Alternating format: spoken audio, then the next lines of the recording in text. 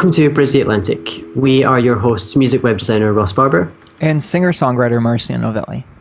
This week we're joined by LA-based singer-songwriter, designer, international hugger and high-fiver Erick Macek. Yes. Erick's tracks can be heard in shows such as Life Unexpected, Melrose Place and 90210, and his upcoming EP was produced by Grammy winner Mikal Blue and features Dean Denning of Toad the Wet Sprocket. Erick is also a designer and is very hands-on in all aspects of his business, especially the design and branding side. We're looking forward to hearing more about his career and the advice he'd offer to fellow creatives. So, hey Erick, how's it going? How you doing? Thanks for having me, guys. Oh, it's our pleasure. It's our pleasure. Let's start off really awkwardly and ask, and we're going to ask you 3 things about yourself that everyone should know. That everyone should know. Let me see here. I think one of the key things that I would say is I'm very motivated. It's one of those things I think about me that I get made fun of actually because I feel like I'm a kind of a workaholic, and I always kind of credit that to being born and raised in the East Coast, very like blue collar society. I think another one that people might not know, because I think with being motivated sometimes there's that intensity, but I'm actually empathetic. I like to relate to other people a lot. So I like to take myself out of my own head per se, and maybe be a bit open-minded to somebody else's thought process or psychology. And I think the last thing is I'm really sarcastic. So everything you said was not real. Yeah, I think I said it at the end. Yeah, we can relate to everything there, man. I think Ross and I would consider ourselves workaholics as well. Oh yeah, absolutely. It's bad sometimes. Yeah, it really is. I mean, it can be detrimental. A lot of people are like, I wish I was motivated all the time, but other times you're like, you just don't know how to relax sometimes. Yeah, you know? sometimes you want to be able to switch off and you can't. It's it's great. It's great when when you're working on something that you need to get done. It's great to be motivated, but it's when you want to just sit and chill out, you can't because your head's always going, and I'm always thinking, what can I do next? Yeah, I feel guilty. I feel guilty for relaxing, which is actually really bad. No, and it's so important to rest as well. I relate to that so much, and there's a lot of times, and there's a saying why a lot of people are like, I need a vacation from my vacation, and I feel like a lot of times you go on vacation, you're trying to relax, but you didn't complete whatever task sometimes before you go on vacation, then you're thinking about them, you come back and you're like, I just spent a lot of money on hanging out with palm trees and still doing work. All work and no play makes Marcio a dull boy. So I'm really trying. I'm working on it. We should all try to work on that. Just we should. Being able to turn off a little bit. You know what's actually helping me is doing a lot of whiteboards lately and just planning out my week a little bit, my work schedule, and basically saying, this is what I'm going to do this week. You know what I mean? If I get it done, and it helps me get those things done, and I feel a bit more accomplished, and then I can relax. It's like I'm giving myself a break, rather than otherwise, and just writing down the things you have to do and kind of putting that away for next week or whatever, or the next day, or else, like Ross said, your mind's just going and going and going and won't turn off. The other funny part too to that, I think sometimes, is actually scheduling time for yourself to be like, hey, I'm actually going to play video games for this hour. So it's like when you schedule, you still feel somewhat accomplished, but then you give yourself that, again, I think workaholics tend to be a bit disciplined in a certain respect. So sometimes actually having that, we tend to compartmentalize everything, I think, sometimes. So do you play video games? I actually am. That's a little secret vice that I have. I'm a big video game dork. What's your favorite kind of genre? It varies because I really love RPGs, like role-playing games. Right. However, I call them waste your life games because I know, again, if you're a workaholic and you truly want to get something done, if you're all of a sudden going to take up a Final Fantasy or you're going to take up, Elder Scrolls type of thing, you're literally putting in 100 hours maybe. Oh, yeah. I'm going to tell you a secret. A Final Fantasy related secret. I love Final Fantasy, especially Final Fantasy VII, and I used to go to the hairdressers with a picture of Cloud and just be like, making my hair like this, and they were like, but this guy's not real, right? And I was like, but you can do it. And I used to have white blonde hair, and that's amazing. Seven one was such a great one. I got so involved in it. I think I've bought that game so many different times on platforms because they had on PlayStation, then PlayStation 3, you could rebuy it. And it's but they're remaking it, right? like No. completely remaking it. Oh my god! And I'm gonna sound like such a geek, but I do it. actually had tears in my eyes when I saw the trailer. And Marcio, don't laugh. The reason why is because Eric is gonna understand, okay? Because Oh my God. if you played this game when you were like 15. They've been remaking so many games, and everyone's wanted them to remake this for so long, and they've always said, no, we're not going to do it, at least until we've made one that's better than 7. And we're all like, they're never going to make one as good as 7, so it's never going to happen.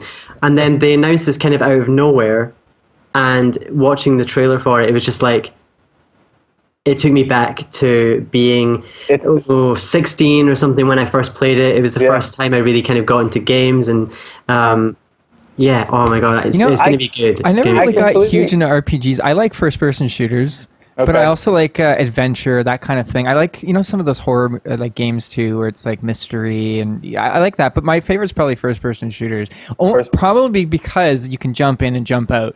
And I like ones that have a story as well, though, that still have like the storylines and not just like.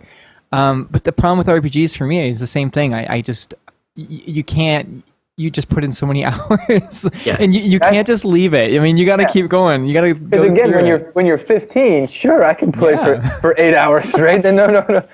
I'm still supposed to play as a child, But now it's just like you really have to like put in that time. But I completely agree with Final Fantasy VII. Going really quickly back to that, because I feel like I was a huge fan of like Final Fantasy I on Nintendo. I was a Nintendo generation. Like you put a game in. Hopefully it works. You blow it a couple times, yeah. And so you hope that your game of Zelda didn't erase, type of thing. Yeah. And I remember because you put it in, but you play for an hour or two and you're good, and then you walk away and you come back. Like these games are so in depth right now. Yeah. It's almost scary. Like that's the thing is I'm actually afraid to play a lot of the new role playing games, because when I come back, I don't remember the button combos. I don't remember what hits what after a while. Like it used to just be A and B. Did you ever get a Game Genie? No, I Remember did. Game Genie? I remember that. You plug your game into the Game Genie. Oh my god, it's so hilarious. You know what? I think that's the funny thing about our generation too. If you think about it, like our parents would never be like talking about playing video games. No. And here we are, it's I think that's the greatest thing. I'm pretty sure our kids will all be in a virtual reality. It's the only way to go. It's going to be they're going to plug themselves in and be like, yeah, everything's now on tablet and stuff like that too. Yeah. I mean, I do have to say though, like I was huge. I was a big. I was always playing outside. I played outside a ton. Yeah, I was a bike rider. Yeah. Yeah, so like that is one thing that I do have to say. Like as much as I'm a big dork as far as video games, like I always loved going outside. And one of the other things too, which is just out of the RPG, but I love sports games, and I was always an athlete. I wasn't. So I loved like EA Sports franchise. As much as they frustrate me, I love them as well. It's kind of that actually like love-hate. that's probably the most sports I played as a kid was EA Sports on like Sega Genesis. Oh yes. So moving a little bit away from gaming. Oh yeah, music. That's right. Yeah, you're a musician, right? So tell us a little bit about the music on your previous album has been featured on TV and film, which is really cool. And I'd love for you to tell us a little bit about how those placements actually took place. A lot of it, I guess, to get right into it, like just to give the answer, a lot of it is personal connection. I think as musicians, we constantly are researching and cold calling and throwing emails out to all these agencies, just kind of wishful thinking. And that's viable because you never know. It can potentially happen if you do have a good song. And I think that's what the music industry constantly says is if you have a good song, it'll find its place, or and sometimes it's just very hard to kind of grasp that.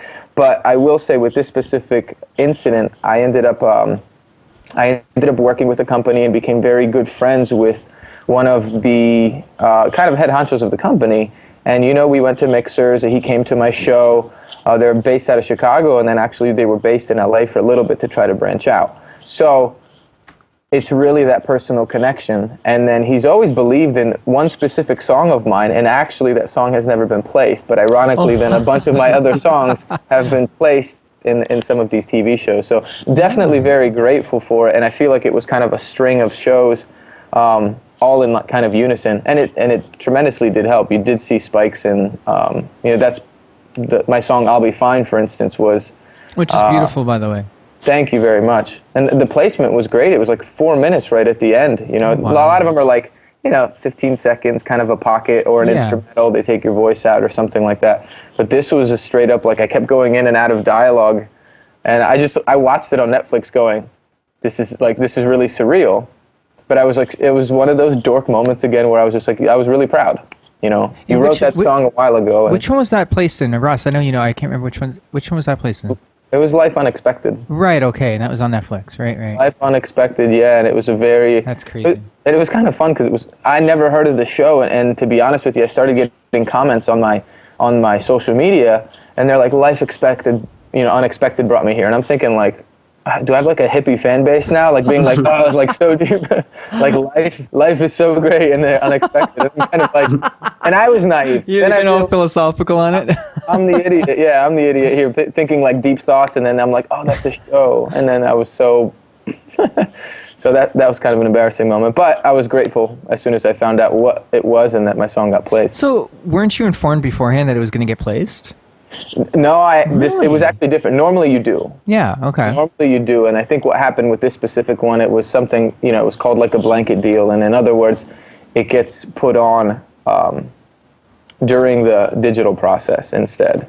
And so I think there's a lot of legal aspect that kind of goes into it, where I actually did not get placed for that song initially, and then I did get placed. So this was a unique scenario. This wasn't a normal placement. So for situations like that, for people who aren't aware and understand what placements are and how they work, do you always have a choice of an upfront fee or a royalty fee, or is there a combination? How does that work? There's a wide variety of ways. Again, like I said, I had to go through the bumps and bruises trying to figure this one out, because again, in my mind, I'm like, okay, somebody comes to me, I say yes, we agree on a deal, life goes on, and we're good. And then I realize there's a curveball. So it really depends on, even the film, for instance, that was just kind of a verbal agreement between me and a friend, which again, I wouldn't necessarily advise. Everything went well because I'm very good friends with her. But initially, yes, you have a company that comes to you. They say, hey, we want to use your song. Here's the fee that they have. And again, I wish I had a better answer for standard, because I feel like standard's been all over the place. How if there's an artist right now that wants to know how they can start getting songs placed? I know it's all about connections, like you said, but what would be a step you would tell them to take, that they could take right now to get closer to being placed on TV and film, which obviously there's never any guarantee. Yeah. But, what would you maybe say to them, a little bit of advice? My advice would be to definitely research. Do your research. Like, that's one thing I think a lot of people just want a quick answer. Do your research about the companies. Do your research about why you want to be placed with the company. It's not all about just you as an artist. You have to take yourself outside of your head. Of course, we all want to have placement. Of course, we want to have money. Yes, that's all fine and dandy. But do the research. Is it actually a company? What is that? What? No, I'm just kidding. Sorry. Oh, wait, I'm in the wrong industry. Money. What? But I think doing the research, doing your homework, and reaching out to them in an actual, manner outside of like, hey, can you place my music? Because I think there's a lot of artists that really, and I don't mean to sound derogatory, but it is a little bit of that, place my music. Here's music, I like my music, I think it's good music, let's get it in movies. And I've talked to people, they really have the attention span that it's like you really have to wow them in about 10 seconds, if that. And one thing I would have to say too is one thing that annoys that side of the industry is make sure that your tags are all, like if you send an MP3, make sure it has all the information. It has the name, it has your name, it has, that is so imperative. That's so important, because if they click on something and it says untitled 1.mp3, you're done.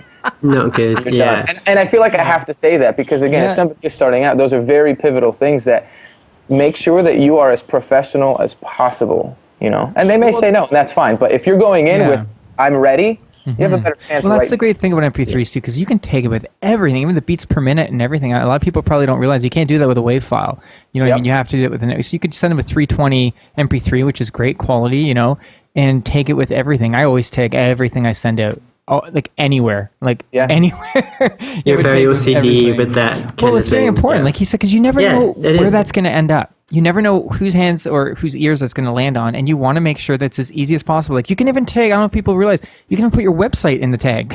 That information. They just click right on it. So yeah, I'm with you on that one, man. Doing 100%. Your due diligence, like early on, like as soon as you come out with an EP, MP3, whatever, a single, I would definitely say that is such a critical time, and it takes some discipline to push yourself to go through it, because we're all excited to be like, I got new music, check it out. Mm-hmm. But you have to really make sure you have all your ducks in a row, per se, before you really start kind of going out and attacking the world.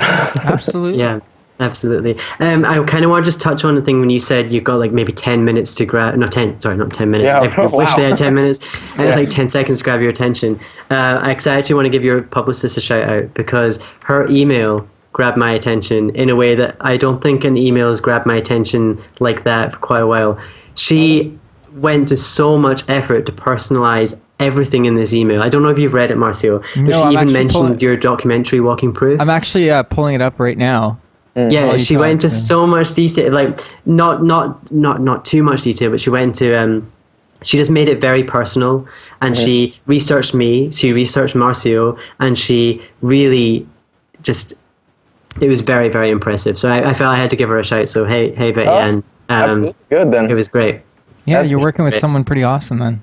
Yeah, and she went kind of over and above. We've been emailing back and forth a lot. She's been telling me lots of stuff about you. Nothing that you wouldn't want anyone to know. Like, she's been very, just very good, and it's helped us to tailor some stuff that's happening later in the interview. So, yeah. I don't think she knew about Final Fantasy VII though. See, so that's why I like this organic process. She knew you liked games, but she told me that she couldn't tell me which games you liked, and I was secretly hoping that Final Fantasy was going to be one of them. I love it. I love that. I'm reading this email right now. Yeah, you know what? We get a lot of submissions lately. Since we've started the show, it's gotten exponential, and yeah, that's one of the reasons why you're on right now. So go home and thank your publicist. Yeah, I just read that. Yeah, she's great. Yeah. She's great. So I'm glad. Definitely giving her a shout out as well here. So back to you. You crowdsourced your latest EP. I did, which is really cool. I crowdsourced my album too, which is it's a fun and very nerve-wracking process. As you can, it's got a combination of a lot of feelings. But I'd love for you to tell me kind of what the process was like, and can we expect the same thing from a new record? That's a very good question, and I do have to say I was very much opposed to doing it at first. Really? Why is that? I really pushed. It took me a lot to get into it, because again, I think I got stuck in my own mind. Crowdfunding was a new process, I think, for a little while. And then there's that stigma of begging for money, per se. See, I don't look at it like that. I look at it as no different than a pre-order. I agree. I agree, but I'm saying my beginning process, why I neglected it at first, was because of that stigma. And I feel like once I convinced myself, which I think is what it kind of comes down to, really wanted to give it a chance, and still had that hesitation of, like, they always say, reach high. A lot of people are like, if you think you can get this, you could probably get this, or something to that degree. But I think I kind of played it kind of right on point, and I do have to say my experience really opened my eyes, because the funny part is I actually did get people that are like, I feel like my mom was a little embarrassed to be like, why are you begging for money? And again, when people don't know about it. My mom did the same thing. Exactly. What are you doing online asking for this? I'm like, Mom, that's how the world works now, okay? It's okay. But people want to support their artists. There's TED Talks on it too. One of the top selling artists, actually, she thought, I forgot, don't quote me on the numbers, but I think she was trying to raise like, a couple $100,000, and she raised it for $1 million. Amanda Palmer. Amanda Palmer, yes. Yeah, that's it. Yeah, exactly. Yeah. And I remember listening to that TED Talk going like, wow, like that's quite impressive. And that really like tests your fan base out almost, to really, who really cares about your music and stuff. And I think what I realized how generous people were. People were giving, I have an EP, 5 songs, just say $5, $10, $20. And then there was people that really just wanted to support my music and would give $100, exponentially, and then even thousands of dollars to a certain degree, because you have those people that truly believe in you. And that you don't know about being like, hey, go to my iTunes and download it. You don't have that detailed. So you actually have a personal connection with crowdfunding that is very important that I did not realize before, because crowdfunding, you have to do something for them, and it becomes very personal. The other thing I have to say, I did have a successful crowdfunding, but the irony was I became even more successful towards the end because, with crowdfunding, I used Pledge Music, for instance, and with them, they keep it open until you complete everything. And when I started sending out pictures and being social, like the social media about it, and I was sending packages, I had personalized, letters to everybody that ended up purchasing my EP.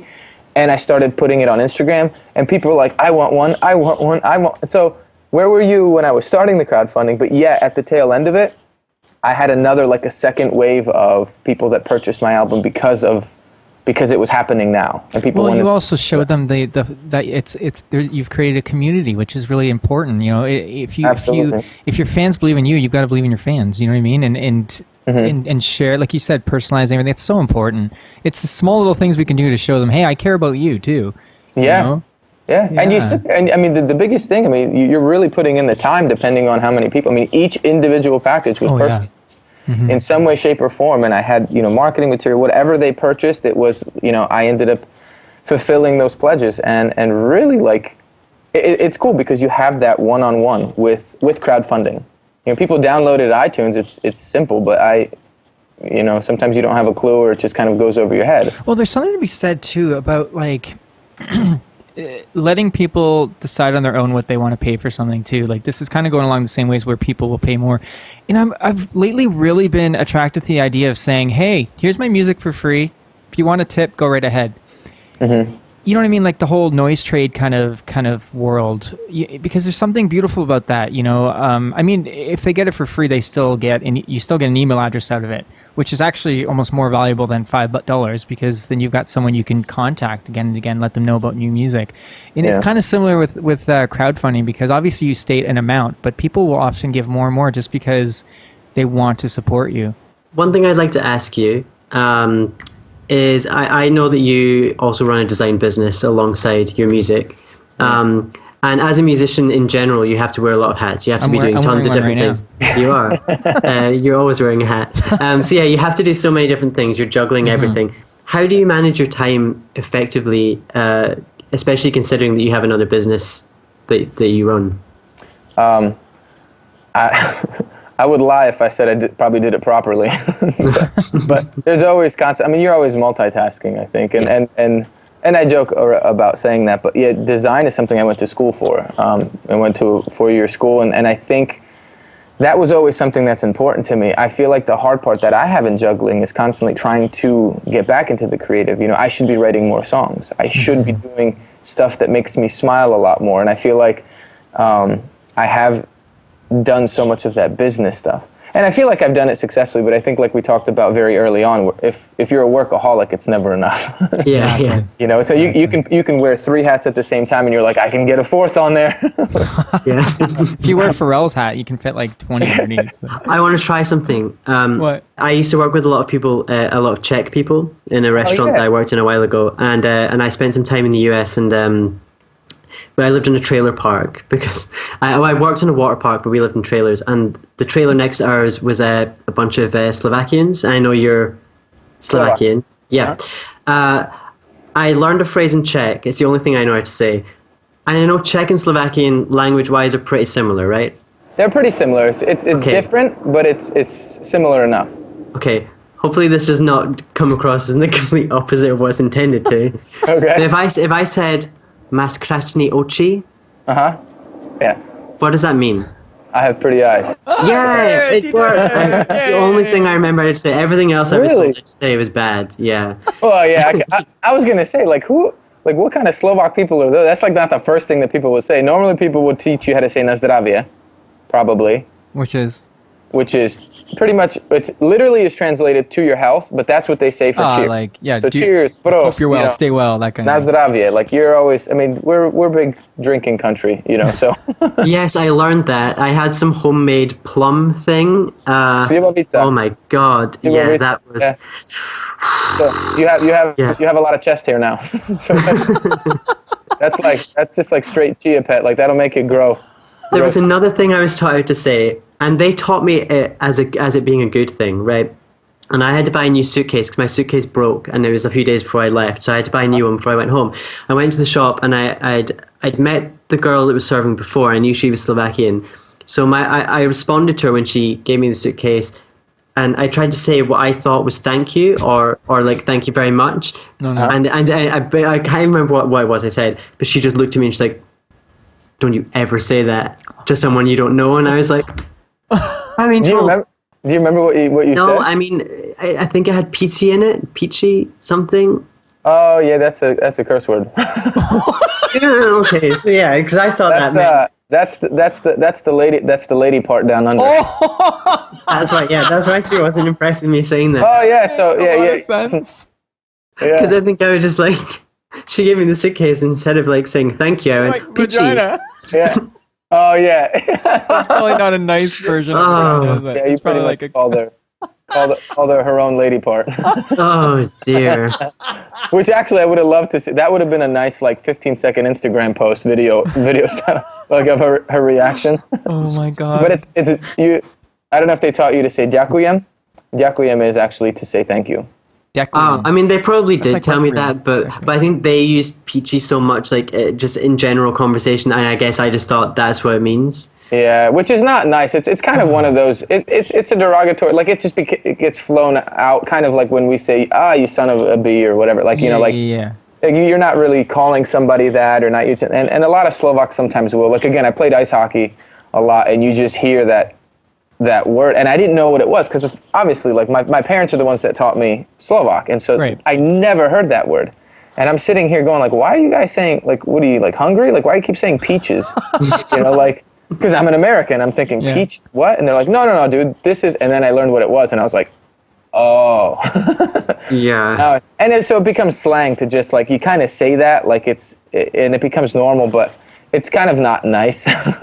Yeah, that's kind of one of the main things about being, I guess, like a speaking more than one language.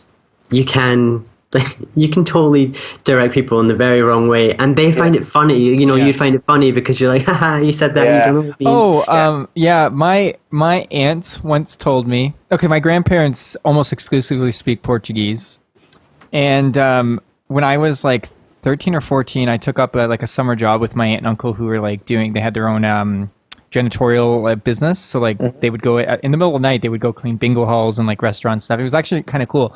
And so in the middle of the night, it's like 3 a.m., which why was I up that late? I mean, like 14. And my aunt told me when we go back home, right, to go to my grandpa and say in Portuguese, "Fuda macu." Fuda macu. And I'm like, what does that mean? That means I love you. And she's crying, laughing. And she's like, go say that to your uncle. And I say to my uncle, he looks at me like this, like, huh? Right? And I'm like, what does that mean? And she's like, oh, it means I love you, right? So the next day, my aunt's like, go say it, right? I say, "Fuda macu." My grandpa stands up and goes, hey! He starts yelling. It means fuck my ass. And she's laughing, crying. It's the way my Aunt Lena is. She's laughing. And my grandpa was so pissed off. Yeah. Wow. Yeah, that's an example that even family members can be cruel like that. But that's one of the things that I actually love about culture, because again, it's the political incorrectness that I actually love about a lot of like European cultures. For instance, like there's so much perversion, I would say, like in the Slovak culture, but it's almost kind of like normal. It's not like you take it to heart. It's like you said, son of a bitch. Like I'm not really. It's not oh, you son of a bitch. You're not really saying it in a mean way. It's exactly. It's a term of endearment, kind of. Yeah. Are you ready for 20 questions, Eric? Let's do it. All right. Coffee or tea? Tea. Meat or veggies? Meat. CD or vinyl? Well, I guess vinyl. Pennsylvania or California? Oh. I gotta go with Pennsylvania. We ask the tough questions here on Bridge the Atlantic. We do. Like the Mac or important PC. Yeah, the important ones, like Mac or PC. That's the Mac all the way. Hockey or soccer? Oh. Soccer. Don't you guys call it football there in the UK? Yeah, we do, but for the benefit of probably the majority of our viewers and listeners. That's right, soccer. You can't go wrong with that. Breaking Bad or Orange is the New Black? You guys people aren't gonna like me. I haven't seen either of them. Oh, I know. oh my heart just broke. What's your favorite TV drama then? You know what? It's tough. I actually don't have cable. Do you have Netflix? I do have Netflix. Well, there you go. They're all on there. I mean, I literally I watch TV in tiny spurts because What's the last thing you've seen? American Dad. I'm a huge American Dad fan. But you know what's so funny? Family Guy, South Park, Futurama, all of it. The next question actually is Family Guy or American Dad. Oh, see, I think I have to go with Family Guy because that's what originally got me. But I've been laughing my butt off on American Dad lately, and because of Netflix, I'm going back to a lot of the earlier stuff. Have you ever seen BoJack Horseman? Only one episode. Get into it, man. If you like adult animated series, this is a really good one. Yeah, I started watching it yesterday. It's very really? weird. Just started? But yeah, I just started. I watched 9 episodes of the second season yesterday because I wasn't feeling well, and I just laid down in my bed. I said, "Screw it." They're 23 minutes, and I watched 9. Yeah, that's the thing is they're so short. So if I'll eat dinner, I'll just be like, I'll just watch a quick episode. Yeah. I'll watch. But that's the thing is I feel everybody who talks to me, they're like, you haven't seen Breaking Bad? Like you got to get into it. But almost 90% of the people that tell me that also say, well, also you should probably give yourself an X amount of time because you're not just going to watch one episode and then you're just going to go nuts. I'm like, okay, so it's like a role-playing game. Yeah, bringing it all together. Kind of is. Yeah. Indie or major? I guess how? Do I want to be signed to it or music-wise do I listen? Well, you know that. Oh, that's no one's more ever asked us this before. You know what? Just in general, you know what? What's tough to ask, what would you rather be signed to? Because, I mean, it depends on the deal, right? Yeah. I mean, I guess in general, where the state I'm at, just bare bones, I would just say indie. Me too, That's what I am, and you have a lot more freedom. Yeah. But part of me the music I listen to personally is indie. Same here. So music I listen to. But part of me is like, I wonder what Columbia can do with me. Exactly. I wonder what the major label can...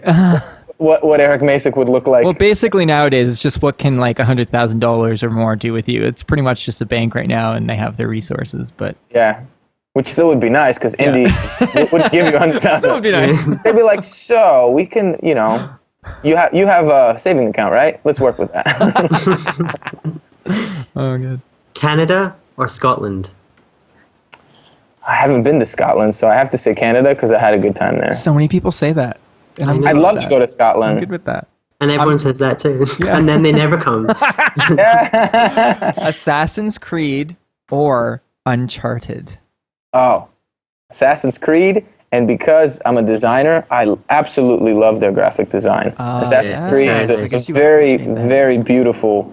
Yeah. And that's me, dorking out on graphic design right there. I'm huge on the graphics of video games too. I wanted to get absorbed in that world, Everything about Assassin's Creed, from their outfits to the font selection to I can go on. But yes, Assassin's Creed.